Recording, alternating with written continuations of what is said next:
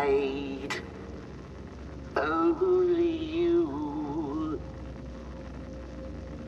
can make the darkness bright. Please bear with me on everything I'm about to say, because chances are you won't like it. I hate Arkham City. That being said, it's not a bad game. Arkham City is mechanically sound and has some solid improvements over its predecessor, Arkham Asylum, so now how can I hate a game that I can admit isn't bad? Well, it's because I hate what Arkham City stands for. Watch me kill your favorite cat. The ex-district attorney here said something. What the hell? See you soon, bats. Arkham Asylum is a beautifully paced and focused experience. Your goal is clear. The Joker has all these lesser villains under his thumb and he's making a mess again. There are no distractions. There's nothing to take you away from feeling a really good sense of progression. And that's my favorite part about that game. But I really hate it when my time is wasted or I'm distracted. And that's where Arkham City falls really flat. There is so much crap to do in this game and I hate it. Throughout the whole game it feels like every story mission ends with a new side mission being unlocked, even towards the end of the game. And going from story mission to story mission, you get interrupted and drawn away over and over by a ringing phone. Hello, Batman. Some alleyway mugging. Someone help me! Cops bugging you about something, and the list goes on. Every time this happens, it feels like the game is just trying to elongate itself. And having a lot of content in a game isn't inherently bad, but it has to be paced and presented well. Having so many different missions continuously pop up while you play devalue the importance of the main story. That being said, the main story of Arkham City is just as disjointed as the mission structure. You fell for the old fake Joker gang, Batman! Batter up!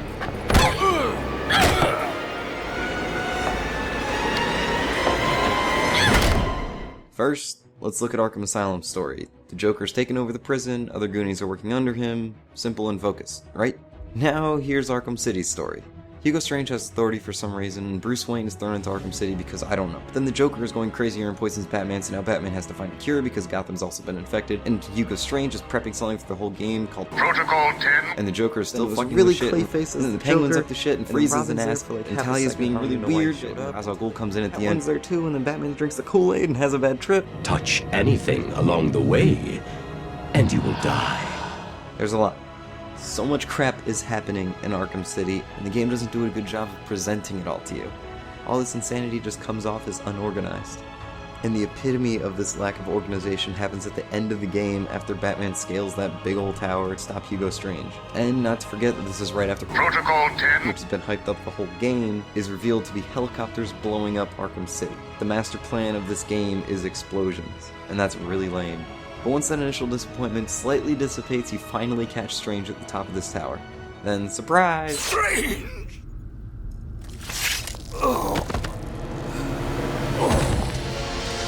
Your part in this is over, Professor Strange. Why? Ra's al Ghul, the guy who showed no interest in Arkham City when you were in his crappy part of the game, and he wants control over the whole thing now? And then the building explodes. But then the trouble isn't over yet. Joker kidnaps Talia because there hasn't been enough conflict, I guess, up to this point. But then it's Clayface there, and the game turns into this weird Dynasty Warriors and another not great final boss fight. The ending is the embodiment of the mess of convolution that this game's organization is. Get out of my way, bats! I've got a date with immortality!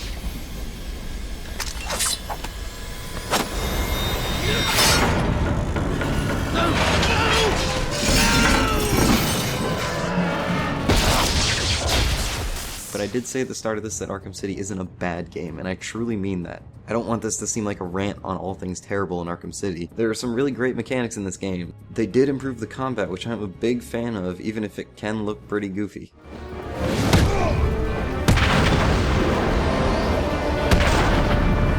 It's still this great combination of easy to use but punishing if you get out of control and don't plan your next move well. And they added more ways to mix up your combos, like simultaneous counters and new multiplier moves like the downed enemy takedowns that are really cool. Beyond that, I really like the movement in this game. Flying around the city and grappling up to the top of a building looks and feels really cool. While it is fun to fly around, I really don't like the city itself. The darkness of it all makes the buildings blend together and forces you to rely on the map rather than the level design and level direction of the city itself.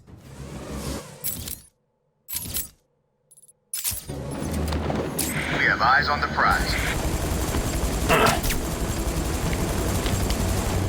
Zero visual on target. I repeat, we have lost sight of Batman. This is a bit of an inherent problem I have with open world games in general, where there's little to no level direction at all and they rely on a non-diegetic marker on a map to tell you where to go. This is by no means an aspect that ruins any games, but it feels like a crutch that too many of them rely on. And there are bits that I can kind of appreciate in Arkham City that do an okay job of hiding this crutch, like the freeze temperature locator and the radio jammer bit, but I would have much preferred to rely on more visual and audio cues from the game world itself rather than a meter. And the idea of the world's greatest detective is something that was unfortunately brought over from Arkham Asylum, and I think actually made a little bit worse in Arkham City, and that is that this franchise relies heavily on detective mode. I think detective mode is cool, but it's far too useful. It also somewhat masks this game's lack of color.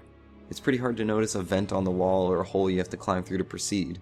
I think detective mode definitely has its place, but I wish there was a better balance between normal and detective vision. Even in fights, detective mode is better because it easily identifies enemies with weapons, and it's not fun to beat up or choke out an X-ray. But if there's one part of Arkham City that needs to be highlighted, it's the fight with Freeze. Now, even though the motives for the fight come out of nowhere and Batman and Freeze are all buddy-buddy after it, this is such a cool part of the game. It's a boss fight that evolves and adapts as the fight goes on. You can't take him down the same way twice, and that's visually represented on both Freeze himself and the environment around him. You have to think of the different and weird ways that you can take him down. And furthermore, I think this is a part of the game that doesn't overly benefit from detective mode either. The ice that Freeze puts on the environment is easier to see with detective mode off, and that's great. What?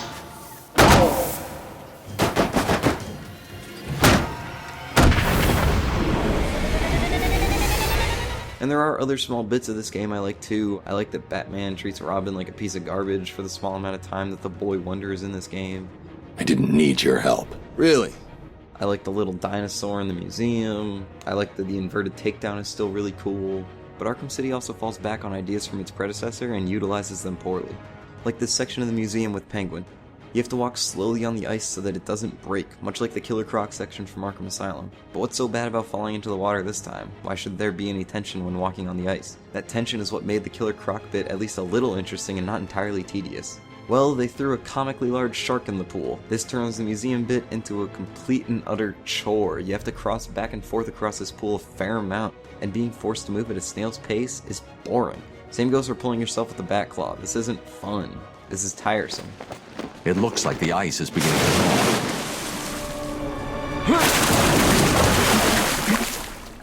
Then there's the Raz trials. These felt like they were trying to recreate the cool Scarecrow bits from Arkham Asylum. Little bat, you're in my world now. The Raz Trials pull the same sort of crazy environment change, but there are two fundamental flaws with the setup. First off, there's no real point in the environmental change. In Asylum, the insane area shift was the mind game that Scarecrow was playing on Batman. This was supposed to frighten you. And while this is certainly a comic book game, these specific areas are entirely surreal. There's nothing like them in this world, and that unfamiliarity makes them scary. Now in the Ra's al Ghul trials, the environment changes, but why? Nothing is really gained from this, and it feels like a half-assed attempt to borrow from Arkham Asylum.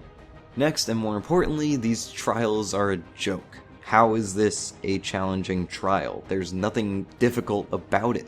Put rings on the Ethereal Trail and it's Superman 64. That actually is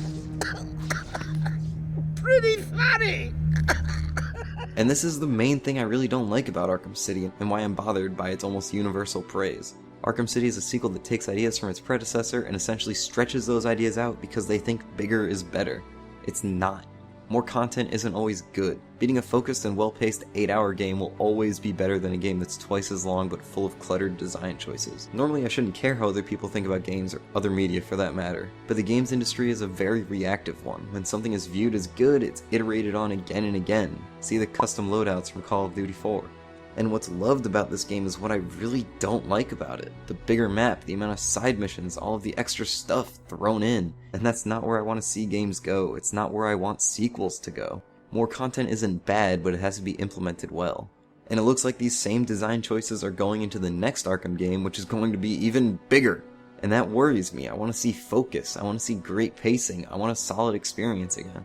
And I'll say it one more time, Arkham City isn't a bad game, but what it does well isn't fully utilized. There are moments of greatness, but they're shrouded in distractions. And I hope that the industry can learn that bigger isn't better, and that strongly focused games are far more memorable and have a way bigger impact. Tight.